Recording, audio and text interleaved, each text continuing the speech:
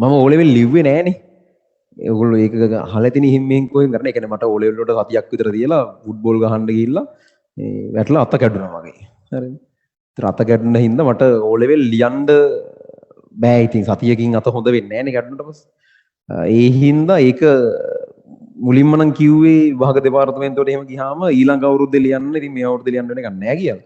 O level ලියන්න පුළුවන් නෑ බං. තව අවුරුද්දක් මේ මොකක් හරි මැච් එකක් ගහන්න කියලා ওই ඉස්කෝලේට එහෙම කතා කරලා අනම්මනම් කරලා කොහොම හරි අර විශේෂ අවශ්‍යතා තියෙන අය ලියන එක. අතපය නැති මිනිස්සුත් ලියනවනේ කොහොම හරි O level හරිද? ඒ විදිහට තමයි මේ මම O level ලියන්න කියලා මට හම්බුනේ. එතකොට ඒකේ කරන්නේ මෙහෙම වෙනම පන්ති කාමරයක තමයි අනිත් එවුන් ඇති වෙනම පන්ති කාමරයක ගුරුවරු දෙන්නෙක් ඉන්නවා. එක ගුරුවරයෙක් කැසට් එකක් තියාගෙන ඒ කියන්නේ මෙහෙමයි කරන්නේ. මම කියනවා තව කෙනෙක් මම කියන එක ලියනවා. පේපර් එකේ තව කෙනෙක් කැසට් එකක් තියාගෙන ඒ මුළු වෙලාවම පැය 3ම රෙකෝඩ් කරනවා. එතකොට ඒක දැන් නැත්නම් මම අර මොනස්සත් එක්ක කොහොම හරි යාළු වෙලා හිතවත් වෙලා ඌට මම දන්නේ දේවල් තුකින් අහගෙන ලිව්වොත් ඒ කෙනාවත් දෙන්නේ එයාලම තමයි. අදාළ ඉස්කෝලේ ඉන්න විභාග පරීක්ෂක කෙනෙක්ම තමයි ඒකට දෙන්නේ. යාවත් දවසින් දවස මාරු කරනවා එන කතන්දර. කොහොමද වෙන මොනවා හරි අමතර සාකච්ඡා යනවද කියලා බලන්න තමයි කැසට් එක දාලා රෙකෝඩ් කරන්නේ. ඒක මොනස්සෙක් ඒක රෙකෝඩ් කරනවා. තව මොනස්සෙක් මම කියන එක ලියනවා. මම ඉතින් කියවනවා.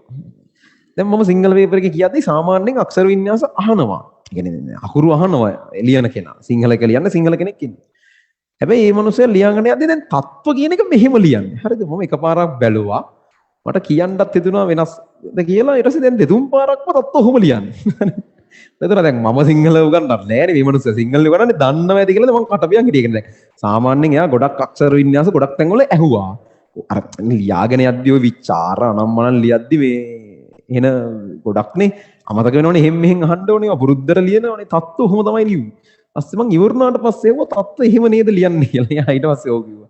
ඕක තමයි මාත් ඉගෙනද තත්ත්ව කියලා ලියද්දි අර අල්තයනු දෙකක් වෙනවා. යනෝ ඒක බලන්න ඒ ලෙඩ වලට එක තයන්නක් ලියා ගන්න ප්‍රශ්නයක් නෑ. ප්‍රබල තත්ත්ව යටතේ තමයි එන්න ඕ වෙන්නේ. මට 9S තියෙන ඕ ලෙඩ වලට.